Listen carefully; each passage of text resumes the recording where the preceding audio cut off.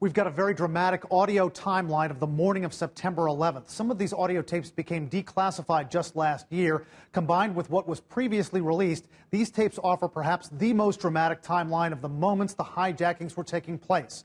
We hear voices of people on the front lines, including a flight attendant on board a hijacked plane. We're going to start with her. Betty Ong. She was on board American Airlines Flight 11 at 8:19 a.m. Eastern Time. This is just about 27 minutes before that flight hit the North Tower of the World Trade Center. She called her colleagues on the ground. This is the first time that anyone outside those planes finds out what's going on. Let's listen to Betty Ong. The cockpit's not answering. Somebody's stabbed in business class. And I think there's mates that we can't breathe. I don't know. I think we're getting hijacked. Just 5 minutes later at 8:24 a.m. Eastern Time, just 22 minutes before impact on the North Tower, you hear the haunting voice of the lead hijacker, Mohammed Atta. Boston Air Traffic Control picks up his voice in the cockpit as he's talking to the passengers. Listen to Mohammed Atta. Is that American 11 trying to call? Buddy, we have some planes. Just stay quiet and you'll be okay. We're returning to the airport. And who's trying to call me here? American 11, are you trying to call? Nobody move. Everything will be okay. If you try to make any move, you'll injure yourself and the airplane. Just stay quiet. Just incredible to hear the voice of the lead hijacker, Mohammed Atta. Now, just over half an hour later, at 9:02 a.m. Eastern Time, air traffic controllers trying to figure out what's going on with the second plane. This is United Airlines Flight 175.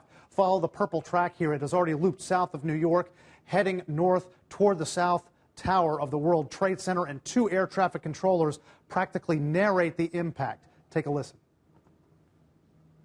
Hey, can you look out your window right now? Yeah. Can you see a guy at about 4,000 feet, about 5 east of the airport right now? Looks like he's...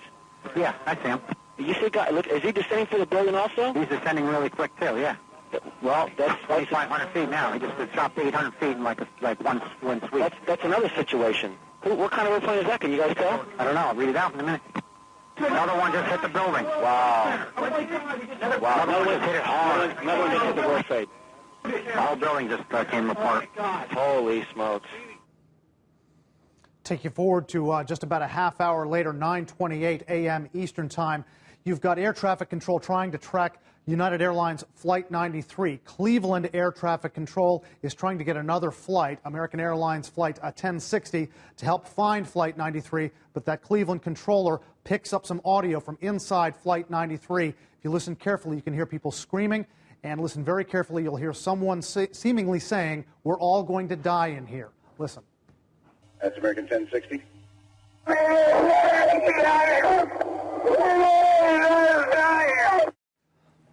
And of course, just minutes later, that plane hits the ground in southern Pennsylvania in the town of Shanksville. The Rutgers. Good morning, everybody. I am Jane Hansen in the News Channel 4 studio this morning to bring you some news. We are looking at a picture now of the World Trade Center, and we have an eyewitness on the telephone who tells us that he has seen an airplane crash into the World Trade Center. His name is Tony Arrigo. He is on East 12th Street. Tony, can you please tell us what you witnessed? Yes, I can tell you what happened. I was taking the garbage out of the building when we heard this roaring engines coming. We looked up and there was a plane. Next thing you know, we heard boom. We ran up to the corner and hit right into the World Trade Center. Tony, can you tell us what kind of an airplane is it? It had to be a 737 and had to hit the World Trade Center. And we looked up and there was the plane. Next thing we know, in a matter of seconds, we heard a boom. We went to the corner, and there it was, right in the middle of the World Trade Center. Where are you standing right now, Tony? I'm right in the building right now. Okay, and what do you see at this point? Oh, people all staring up there, looking at it and all. Oh, my God, the smoke is coming out, black billow smoke. Tony, we are looking at the World Trade Center as we speak. I can witness that there appears to be some things falling off of the building as we are looking at it. It's got to hit at least 7, 8, 15 stories it had it banged into. Uh-huh. Oh, and it's halfway in the building. Okay. And again, let me reiterate what we appear to be watching. Again, we have only an eyewitness and only what we are showing you on our live Skycam at this moment.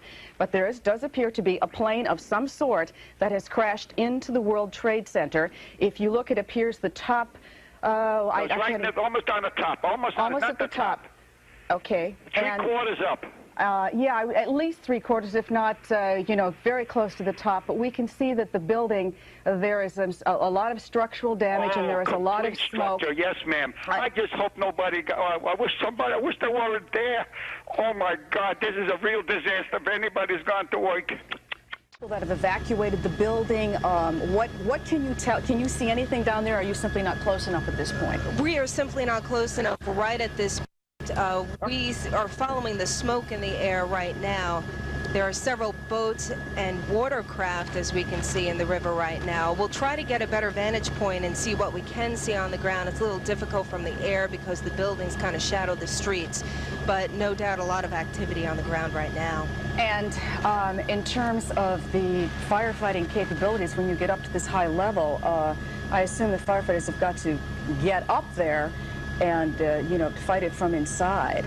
Oh, if you're taking a look now, you can see that we've just had another explosion, and that is considerably lower. And is that in the other building?